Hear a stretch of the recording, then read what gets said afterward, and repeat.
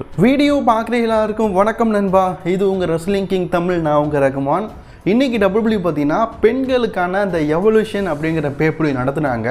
அதில் என்ன நடந்தது ரிவ்யூவை பற்றி தான் இன்றைக்கி வீடியோ பார்க்க போகிறோம். மறக்காமல் முதல்ல நம்ம சேனலுக்கு வந்திருக்கோங்க, சப்ஸ்கிரைப் பண்ணிக்கோங்க அண்ட் பெல் ஐக்கானே கிளிக் பண்ணி வச்சுக்கோங்க. ஷோ ஆரம்பித்த உடனே பார்த்தீங்கன்னா ஸ்டெஃபனி மெக்மேன் வராங்க. இது பெண்களுக்கான ஒரு பேப்பரியூ 2வது முறை நடக்குது. ஸோ அதனால் அதை ஹானஸ் பண்ணும் விதமாக, வெல்கம் பண்ணும் விதமாக ஸ்டெஃபனி மெக்மேன் எல்லாரையுமே வெல்கம் பண்ணுறாங்க. இதுக்கப்புறமா பார்த்தீங்கன்னா டபிள்யூடைய women's intercontinental championship match நடக்குது. இந்த விமன்ஸ் இன்டர் கான்டினென்டல் சாம்பியன்ஷிப்பை பொறுத்த வரைக்கும் ஒரு triple threat match. Bayley, Lyra Valkyria மற்றும் கரண்ட் டபிள்யூடைய இன்டர் கான்டினென்டல் சாம்பியன் விமன் டிவிஷனில் பெக்கி லிஞ்ச், இவங்க 3 பேருக்குள்ள மேட்ச்சு. ஆக்சுவலி மேட்சை விட உங்களுக்குள்ளே இருக்கிற ஸ்டோரி பக்கா. இந்த எவல்யூஷனில் ஒரு ஸ்டோரிக்காக நீங்கள் ஒரு மேட்ச் பார்க்கலனா அப்படின்னா கண்டிப்பாக இந்த உமன்ஸ் இன்டர் கான்டினென்டல் சாம்பியன்ஷிப்பை சொல்லுவேன். மேட்ச் உண்மையிலேயே விறுவிறுப்பாகவும் இன்ட்ரெஸ்டிங்காகவும் நல்லாவே கொண்டு போயிட்டு இருக்கிறாங்க. இறுதியில் என்னாச்சு, இந்த மேட்ச்சில் பார்த்தீங்கன்னா பெக்கி லிஞ்ச் கரெக்டாக பெய்லி லைரா வெல்கேரியாருக்கு ஃபினிஷர் போட்டு 1, 2, 3ன்னு சொல்லி வின் பண்ணுற நேரத்தில் அவங்கள ரோல் அப் பண்ணி இந்த மேட்ச்சில் வின் பண்ணிட்டாங்க நம்ம பெக்கி லிஞ்ச். இப்போ சமீபத்தில் தான் பார்த்தீங்கன்னா இன்டர் கான்டினென்டல் சாம்பியன்ஷிப்பை வின் பண்ணாங்க. அதுக்குள்ளே தோக்க மாட்டாங்க, அது நமக்கு தெரிஞ்சது தான். ஸோ அதனால சக்ஸஸ்ஃபுல்லி வின் பண்ணிட்டாங்க. சரி, இதுக்கப்புறமா பார்த்தீங்கன்னா டபிள்யூடைய NXT டிவிஷனில் இருக்கிற NXT உமன்ஸ் சாம்பியன்ஷிப் மேட்ச் தான் நடக்க போகுது. ஆக்சுவலி ஜோர்டன் கிரேஸ் தான் பார்த்தீங்கன்னா இன்றைக்கி NXT உமன்ஸ் சாம்பியன்ஷிப்புக்காக மோத போகிறாங்க. அவங்க கூடவே பார்த்தீங்கன்னா நம்ம மரியாமே AEWலேருந்து இப்போ NXT வந்துருக்கிறாங்கல்ல, அவங்க நட்புக்காக கூட துணைக்கு வந்திருக்கிறாங்க. ஸோ அதுக்கப்புறமா டபிள்யூடைய கரண்ட் NXT சாம்பியன் ஜேசி ஜெயன் அவங்களும் வந்துட்டாங்க. ஜேசி ஜெயனுக்கு ஒரு டீம் அப் உண்டு. அண்ட் உங்களுக்கு தெரிஞ்ச விஷயந்தான், ஜோர்டன் கிரேஸ் இதுக்கு முன்னாடி பார்த்தீங்கன்னா TNA ரெஸ்லிங் கம்பெனியில் டாப் 1 லெவலில் இருந்துட்டு இப்போ டபிள்யூக்கு வந்திருக்கிறாங்க. அதனால் அந்த மேட்ச்சில் நான் அவங்க வெற்றி பெறுவாங்க அப்படிங்கிற மாதிரி எதிர்பார்த்தேன். பட் ஆனால் நான் இந்த ட்விஸ்ட்டை எதிர்பார்க்கவே இல்லை. மரியாமே இருக்கிறாங்கல்ல, அவங்க கையில் NXT சாம்பியன்ஷிப் இருக்கும்போது அந்த சாம்பியன்ஷிப் ரெஃப்ரி பார்க்காத நேரத்தில் கீழே ரிங்குகளிருந்தே அவங்க ஜோர்டன் கிரேஸை அட்டாக் பண்ணியிருக்காங்க. அதாவது தான் ஃப்ரெண்டே அட்டாக் பண்ணிட்டாங்க. இதனால் ஜோர்டன் கிரேஸ் இன்றைக்கி தோற்று போயிட்டாங்க. ஜேசி ஜெயன் சக்ஸஸ்ஃபுல்லி அவங்களுடைய NXT சாம்பியன்ஷிப்பை ரீட்டைன் பண்ணிட்டாங்க. மரியாமே எதுக்காக பண்ணாங்க அப்படின்னு எனக்கு தெரில. ஸோ மரியாமையோடைய டபிள்யூ பேர் பிளாக் மோரனே. ஆனால் எனக்கு என்னமோ மரியாமே அப்படிங்கிற நேம் தான் மண்டைக்குள்ளே ஓடிக்கிட்டே இருக்குது. பழைய நேம் இவ்வளோ நாள் சொல்லி பழகிட்டல, அதனால் அவங்க பழைய நேமை தான் சொல்லிகிட்டு இருக்கிறேன். போக போக தற்போதைய பேரான பிளாக் மேனே அப்படிங்கிற பேர் மனசில் நிற்கும் அப்படின்னு நினைக்கிறேன். சரி, இன்றைக்கி ஒரு நட்பின் துரோகத்தின் மூலமாக சக்ஸஸ்ஃபுல்லி பார்த்தீங்கன்னா ஜேசன் ஜெயன் அவங்களுடைய NXT சாம்பியன்ஷிப்பை ரீடைன் பண்ணிட்டாங்க. மேபி மரியாமே பார்த்தீங்கன்னா அவங்க NXT சாம்பியன்ஷிப்புக்காக அடுத்து மோததுனால இப்படி பண்ணியிருக்கலாம் அப்படின்னு நினைக்கிறேன். சரி, அதுக்கப்புறமா டபிள்யூடைய women's tag team championship match. இது ஒரு ஃபேட்டல் 4-வே match. NXT division 1, Raw division 1, SmackDown division 1 and current champion 1.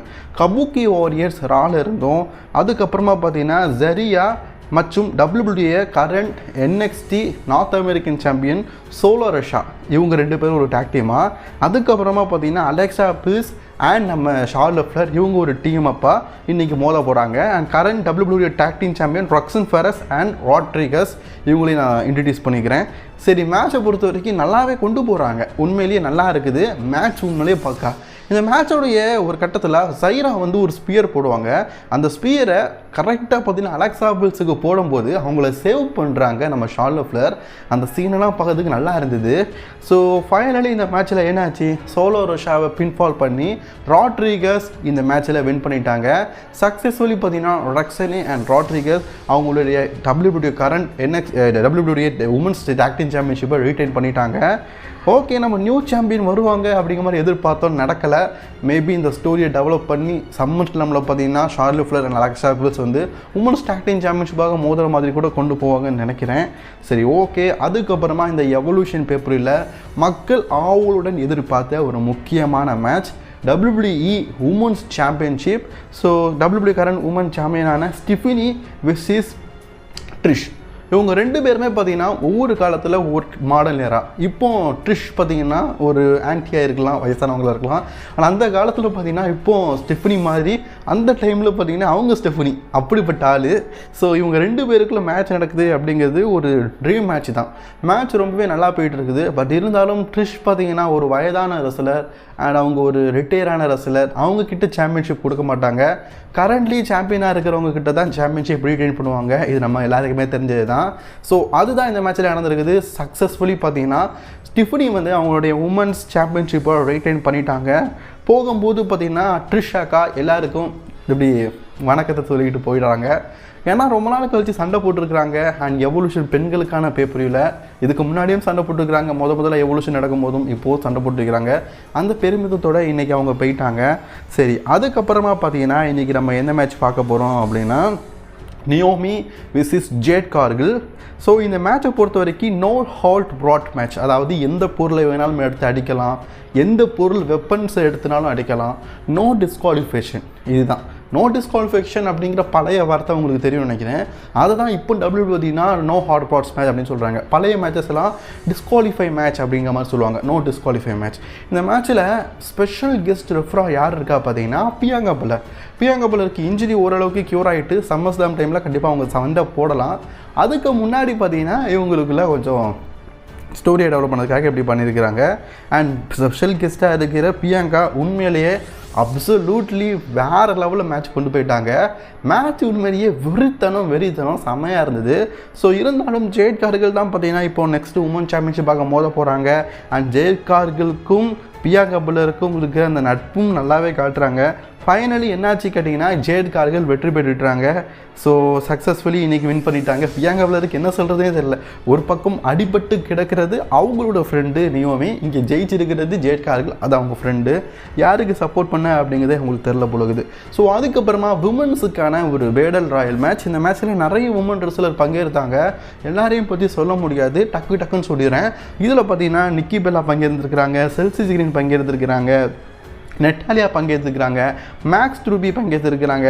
So அதுக்கப்புறமா பார்த்தீங்கன்னா மிஸ் பிராக்கியாவா NXT டிவிஷன் போல் இருக்குது.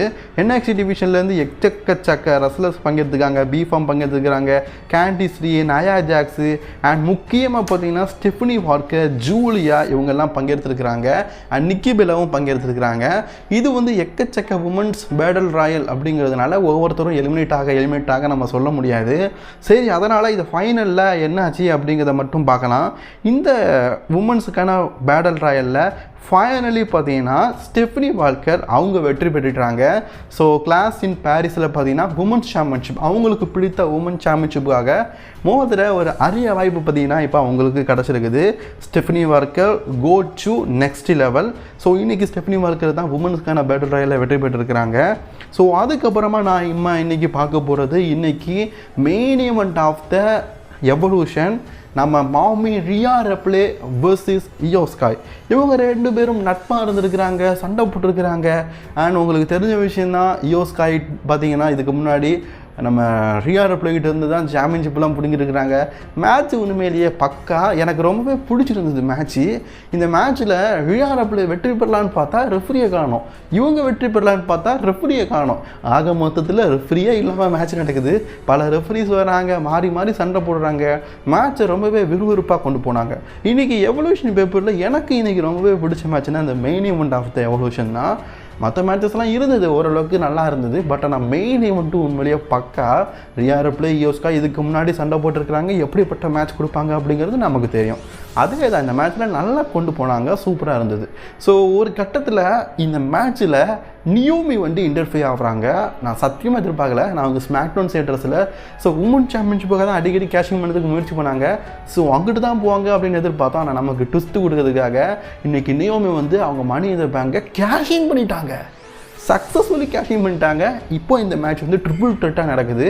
ஃபைனலி என்னாச்சு, நியோமி பார்த்தீங்கன்னா தன்னுடைய மணி இந்த பேங்கை கேஷிங் செய்து brand new WWE women's world champion ஆகிட்டாங்க. Wow, just awesome. நான் சத்தியமாக எதிர்பார்க்கல இந்த மேட்ச்சில் நியோமி வந்து அவங்க அணிந்த பங்கை கேஷிங் பண்ணுவாங்கன்னு. இன்றைக்கி எவல்யூஷன் பார்த்தவங்க எல்லாருக்குமே இது ட்விஸ்ட் அண்ட் டர்னிங்காக இருக்கும்னு நினைக்கிறேன். ஸோ இதுக்காக தான் இந்த மேட்சை மெயின் இவெண்ட்டாக வச்சாங்களான்னு தெரியல.